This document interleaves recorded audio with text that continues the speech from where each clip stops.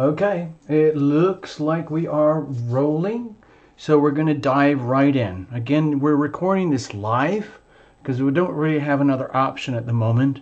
Normally, Terra Illumination records these things privately, in quiet, and then loads them up, but we can't do it from here. We're in a remote location, and the only way to get the files up without spending 4, 5, or 8 hours per file is to live stream the whole thing. So that's why we're doing it this way. I hope you guys don't mind.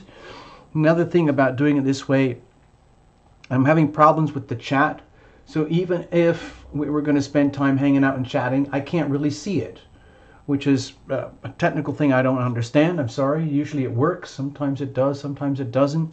I just don't know enough about it. So I apologize now. If you guys are chatting and typing in, I can't see anything. Lately, I've been just missing everything, and I don't know what's wrong. Pardon me.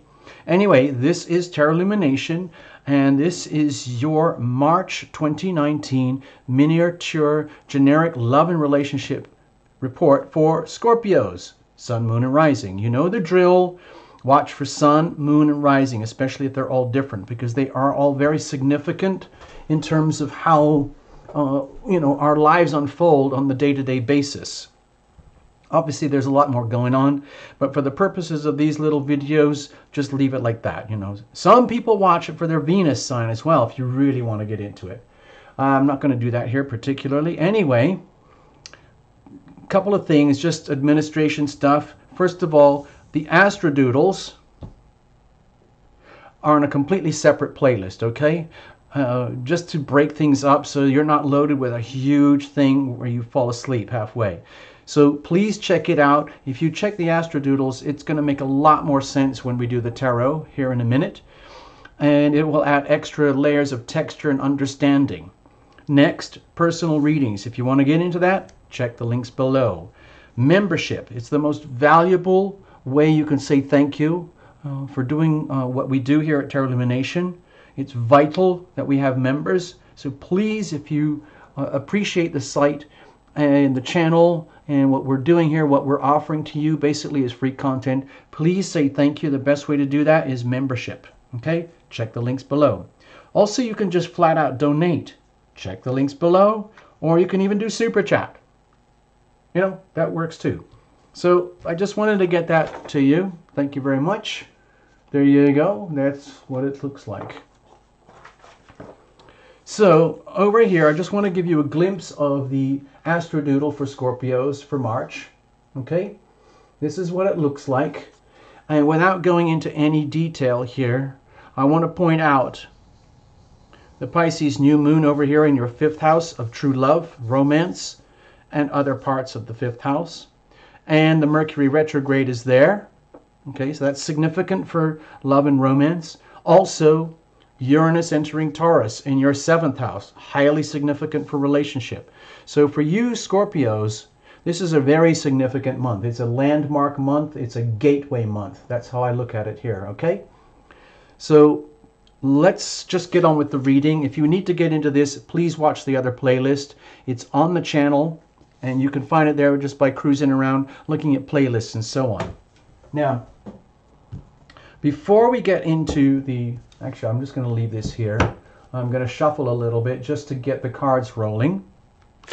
Cards are already well shuffled in advance, but I like to go to the last second again so that you guys are a witness. No jumpers, no flyers, no oracles, no reversals.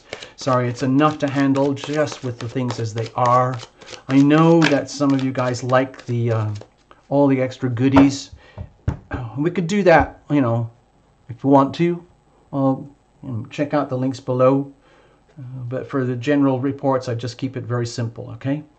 So let me do this thing here. So with Terra Illumination, we use the Terra Illumination Crucible spread, okay? And this is an illustration that I've made to hope that will help you understand the spread and why we use the spread the way we do. A crucible is a bowl type structure, very heavy duty, usually high refractory ceramic that's built to withstand intense chemical reactions, alchemical reactions in a laboratory. So it's very similar to what happens in human relationships. If you think of a human relationship as a laboratory, as a business, as an enterprise, we also operate here on the understanding that there's you, Scorpios, another, and a third entity, the relationship itself, okay? This is a living, pulsing thing. Just like you're a living thing, the other is a living thing, the relationship is a living thing, okay? So that's why we do it this way, deeper inside of you, deeper inside of the other, and at the core, the relationship itself. What is being fostered here? What is being nurtured here? Externally, I like to think of this as the weather. What energy is your relationship radiating? Okay, the relationship radiates energy, and it absorbs energy just like any other entity in the universe, okay? So please allow for that. So when we do this, you are radiating energy like a smartphone, transceiving and receiving energy, and it's the same for a significant other. So we need to be aware of these energies. Energy in, energy out. Energy flows where attention goes. Is your attention on the relationship? Are you outside of the bowl? Are you deep inside? Are you just operating subconsciously on autopilot like this, you to other, other to you, which is how a lot of us operate? Or are you operating in full consciousness as much as you can? And owning this thing like a business, like a plant, like a farm, and you're growing a living thing, okay? So let's have a look. Let's just go for it, okay? Thank you for hanging in with that preamble to get us to the point we're actually reading cards. Again, I said the cards are well shuffled in advance. I'm going to the last second. No jumpers, no flyers, no oracles, no reversals. And you'll see how that little diagram plays out when we pull the cards in just a moment, okay? Thank you for your patience. Please invite your invisible friends, okay? That's what we do here at Tarot Lumination. It's a team effort. Tarot Lumination is simply an instrument to convey the messaging, okay? When I do these things for you, I feel it like I'm watching a movie, and my job is to observe and narrate, okay? You would hear it as a story unfolding, okay? So bless the deck. Bless every single card in the deck. Bless you all Scorpios and anyone else who's watching. Bless the channel. Bless the lighting, the cameras, the electricity, the internet that we even have it at all. Thank you so, so much. And I'm going to raise my glass to you, dear Scorpio. Thank you. Here we go. Here you are. What are you radiating? By the way, if you're single, you can still enjoy this if you want to by allowing for the laws of attraction. The energy responds like the universe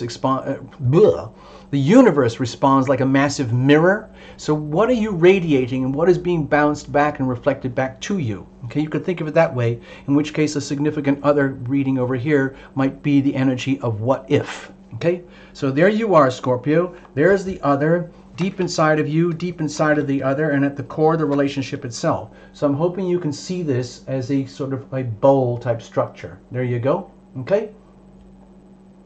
And what is being fermented here, okay?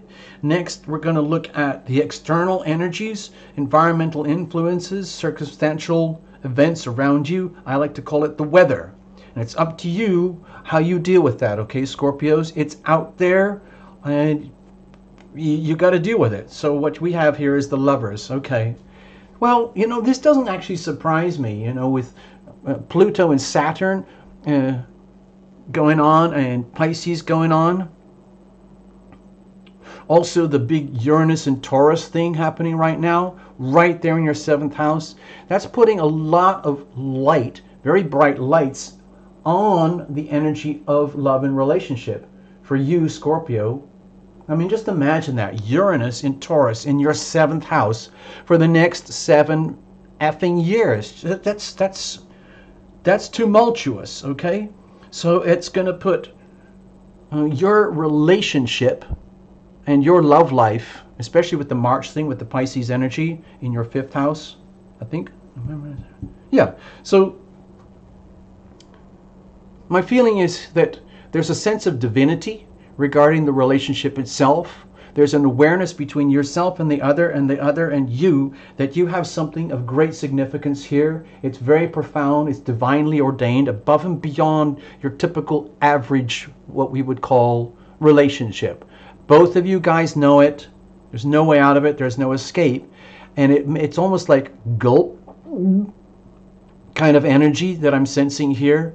But it's very profound. You know, with Scorpio, everything can tend to be very extreme, very intense. Like when we talk about we intimate, we separate. When we intimate and we separate, for Scorpios, intimacy is extremely profound. Okay? Not everybody can handle the intimacy of a scorpionic type relationship. It's almost too much for the physical, psycho-spiritual body for most people. So it's that deep, it's that profound that it's not something, relationships are not something that can be taken lightly and frivolously for Scorpios. Especially if you're a highly evolved Scorpio. It becomes very acute, very intense when we intimate and we separate. So if you're going through a challenging patch, it might feel intensely separate, as though you're intensely separated from your loved one or your loved one from you. But when you reconfigure and go through the ups and downs and the waves of all relationship and you intimate again, then that can be extremely satisfying as well. So we're talking about the extremes of energy and everything that is exposed and evolves in those extremities in the context of the relationship, inside the crucible, inside that bowl in which the alchemical reactions occur. Okay? So my feeling is for you Scorpios, almost above and beyond a lot of relationships, what's happening is this is what we're looking at, but this is extremely profound, and it puts a lot of pressure on the relationship, but it's worth it because it's almost like, you know, when they are smelting, when they're mining for gold, and it's very dirty, hard work, and then they have to do the refining processes, and you have to deal with all the roughness that goes with getting to the gold, you know. So it's worth it. In other words, we're talking about a relationship of great significance where you are fully exposed in your magnificence and all your flaws to a significant other, and vice versa to you, okay? Most people couldn't handle that. It would be too much. They just want something much simpler, much softer, much more conventional, but that's not what's happening here, okay, Scorpio? Let's have a look. What about you? Okay, so we have the High Priestess energy here. My feeling is that you, I'm feeling like a little bit like, it's like I don't want to use, okay, it's like you're getting in touch with your own divinity, above and beyond. It's almost like the mystery. It almost feels like the mystery of love and relationship, above and beyond normal, where you're getting a glimpse of what goes on beyond the veil, deep inside the very, very depths of relationship, in such a way that you get to experience what you need to know when you need to know it. Nothing more, nothing less.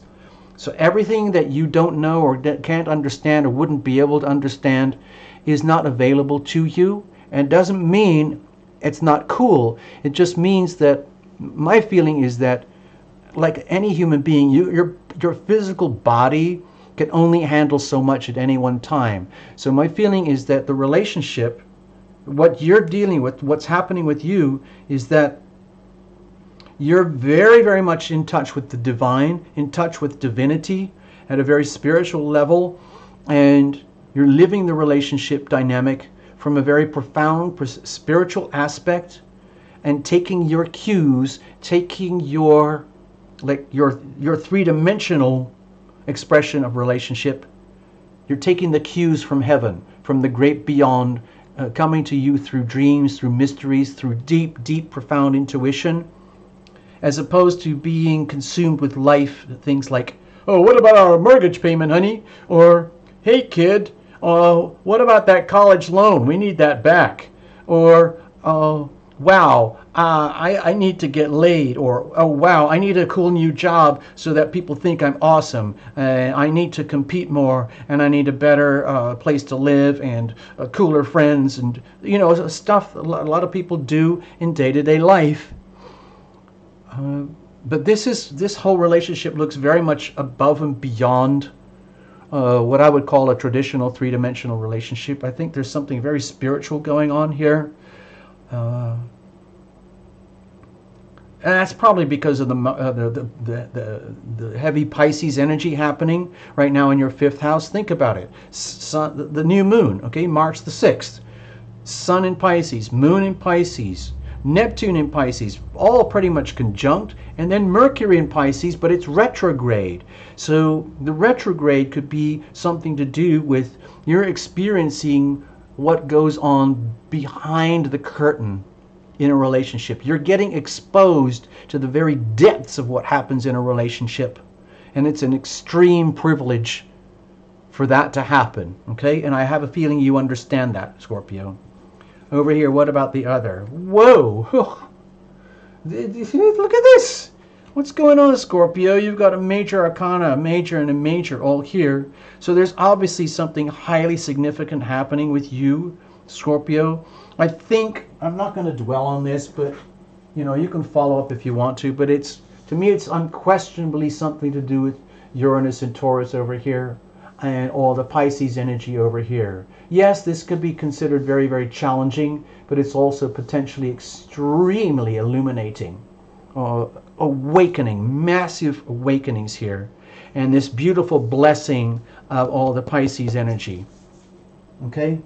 So my feeling is that you, Scorpio, are relating with someone who understands this on a very profound level. They understand inside of themselves that they are on their own epic journey too, with you, with themselves, in the context of this relationship. And you know, from the outside perspective of, let's say, people observing you, Scorpio, in the context of a relationship with a significant other, they might just see like, oh, there's the Scorpio and there's the other person over there. That's cool. And they might not have a clue, not even the slightest clue about what's happening at the profound depths of your relationship, because it's almost a secret between you and your significant other, and it's very, very private, and it's nobody's business but yours. It's like you guys are on something very private, very profound, that is your business and no one else's. They understand it. My feeling is that they understand it, is that in their own way, their life as they've known it up till this moment in time is essentially over, and a whole new journey is going to start to unfold, as yet untold. No roadmaps, no definitions, no particular agenda, except that it's profound and big and it's new, and it's like leaving the past behind. It takes tremendous courage for the other party to be this way, think this way, radiate this kind of energy. It requires tremendous acceptance of the divinity, the sacredness, and the highly indescribable things that happen in relationship that are to do with what I think are the spiritual aspects of relationship. And they are coming at it from a very, I think, spiritual aspect, where they already understand that all the forces of the universe are working for them in the context of this relationship. Remember, Scorpio, this is not a couple's reading. It's all about you, and we're just allowing for the other, the supporting role in the story here. So they're just being themselves, living their lives, but it's very clear to them, maybe without even talking about it openly with you, but perhaps by observation, they know life as they've known it up till this point in time. No matter how long or short they've known you or you've been with them together, it's over. It's over, and everything is going to start from scratch again.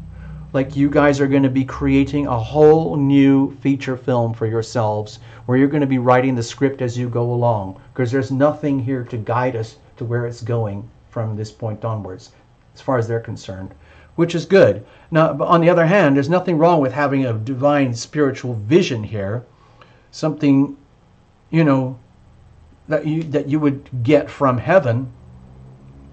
But in terms, looks like it's way too new and way too profoundly shifting and transformative, and way too much up in the 5D, 7D, 11D realms to be able to transcribe this into what I would call a conventional or understandable relationship dynamic at the three-dimensional level. Okay, let's go deeper inside of you. So with the Six of Swords here, sorry, yeah, the Six of Swords here, my feeling is that there's no question. It's like it's almost the same thing for you. You're also having to head off into a new journey, new horizons, new understandings, leaving so much behind, leaving so much history. You might have had a very full, abundant life, but where you guys are heading right now, where you personally, Scorpio, are heading right now, you're going deep into the unknown, deep into the outer realms of relationship, beyond the veil, where very few people would ever dare to go, where they've ever been before, that's even been aware before. A lot of people, I feel, are not even aware of the depth of relationship that is possible for a human being. But I think you are, Scorpio. I think they understand it, and they're with you, and they're on board on this.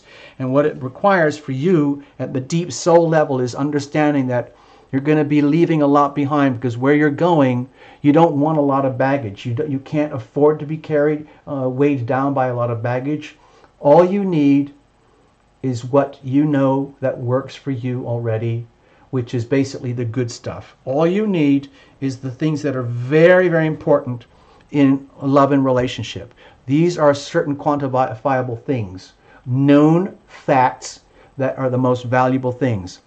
Kindness, patience, consideration, respect, good listening, understanding, nurture, and all these lists of very important qualities of relationship that a lot of times people put as secondary. So many people were looking for things like money, stability, a quick fix, a super passionate love life, and making babies and having a cool car and a nice house and hanging out with our friends where we feel accepted and cool, and they think we're cool and we think they're cool. And that's fantastic up to a point, but where you guys are headed, it's a whole other thing. You're going off like deep into the unknown here, okay? That's what I feel. What about inside of them? Okay, let's have a look here. So with the Six of Pentacles, my feeling is that they're already invested, and they're invested because they know it's going to work for them, and in working for them, they know it's going to work for you. My feeling is that they know deep down that there are going to be times where they might not like to admit it, but they absolutely need you. And there are going to be times where you might not want to admit it, but deep down, they know that you are going to need them, almost like your life depended upon it, and vice versa, like their life depended on it. So some people don't like that feeling of actually having to need each other. They start getting confused, like, are we codependent? You know, that buzzword.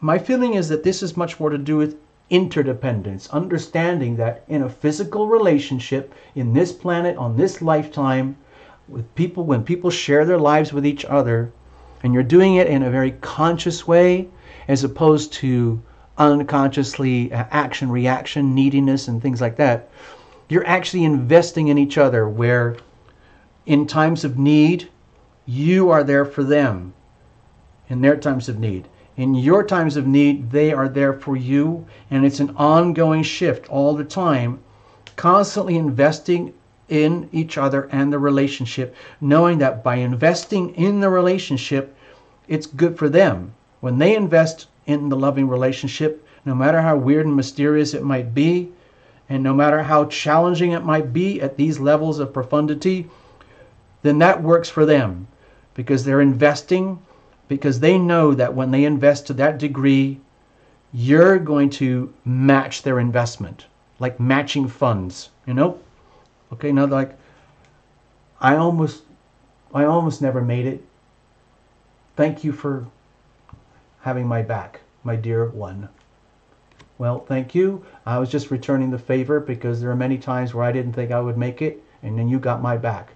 Thank you, my dear one. That's sort of what I'm feeling here. Let's have a look at the core. So we have the Page of Wands. So as profound as all this sounds, like at the beginning of like this movie, like think of this as a movie, like an adventure. my feeling is that it's kind of refreshing because you can look at each other and say, you know what? We're just another couple. We're just another bunch of people like other people. I'm me, you're you, and yeah, we got all these profound aspects going on in our relationship and everything, and we don't exactly know where we're going or how we're going to do it. And you are accepting over here that, you know, everything that you've known is over and where we're going is not exactly charted out yet. But that is actually kind of fun. That's actually kind of cool, because just imagine if you knew exactly how your life was going to be for the next 30 years. And like, what's the point in being here? You're just going to basically live out something that you've done before, and then you're just like, you're just being a puppet, and you're just living you know, for the comforts of the moment, which, you know, that's fine. But life in itself is it's always like an ongoing, growing thing. Certain things remain stable, things like the sun, the earth is still there, but everything else is in a constant state of flux and change, and we need to go with that. So I think that's what's happening with you guys. So the relationship itself is showing the hallmarks of something really vital, inspiring, adventurous, exciting itself. In other words, like, you guys can look into it and kind of go, okay, I'm sorry, I'm going to have to go back to this thing again. It's almost like it's at a pool party. I imagine you sitting at the edge of the pool, and the other is sitting at the edge of the pool, and they're looking across at each other from the other side of the pool, and you're giving each other the nods and the winks like, wow, this is pretty effing cool what we have. Yeah, I know. Have a look. Can you see into there? Yeah, I was just thinking the same thing. So, like, I have no idea what's going on. It's all like some big magic secret. Well, I don't have an idea either, because life as I know it's already over, and I have no idea where we're going. I just know that the universe has my back, which means it has your back. Whew, that was cool. Yeah, I know. Well, who's going to jump first? Are you going to jump first? Oh, I don't know. I don't know. I don't know. Maybe you could jump first. Well, wait a minute. This is your reading all about you, and so you're the star of the thing. So you should jump first. Okay. And then you kind of go, okay, here we go. They go, okay, me too. And it's just like two kids, you know, being on an adventure. And no matter how spiritually evolved you might be, coming back down to earth, it's just basically two people on an amazing adventure, and you're going for it, going forward with it in youthful vitality and youthful ambition, desire, passion, and drive, almost like not having a clue where it's going to actually go, just trusting in the divinity of the whole thing. Let's have a look. Okay, my feeling here is, don't be scared with this. I see this as a power card. I see this as you guys building new foundations, new bridges, new structures, a new life, okay? And that requires time, energy, resources, planning, just like builders build bridges, build castles, build houses. They assemble all the resources that they need, and then they put it together, and they create basically like a fort. You know how kids do that when you're playing out in, you know, if you were lucky enough to be a kid and you could play out in forests and campgrounds or whatever, it's great to play forts, you know, where you have these little kids' adventures, and somebody decides we need to have a fort. And so you collect things like, you know, deck chairs and old sheets and blankets and towels, and you create a fort. And you can hide inside the fort, and you feel indestructible, like it doesn't, like you could handle attacks from anybody anywhere, and you've got your power base, and it feels awesome. And you made that, okay? You made that. Awesome. I'm going to leave it like that. I don't want to spoil it by saying anything more. So I'm glad for everybody who's watched. I have no idea why the chat is not coming up on the screen. I apologize. Otherwise, I would be tempted to hang out with you for a few minutes. But maybe it's a blessing, and we'll just wrap this up, okay? I'm going to keep it really, really simple. I thank you all so much for being here. I just want to flash this in front of you again. Astrodoodles, separate playlist. Personal readings, check the links below. Membership, very important. Please, the best way to say thank you, check the links below. And outright donations, of course, yes, check the links below. And Super Chat always works. Thank you very much. All right, bye-bye for now. See you soon. Bless you, Scorpio, for your March season. Okay? Bye-bye.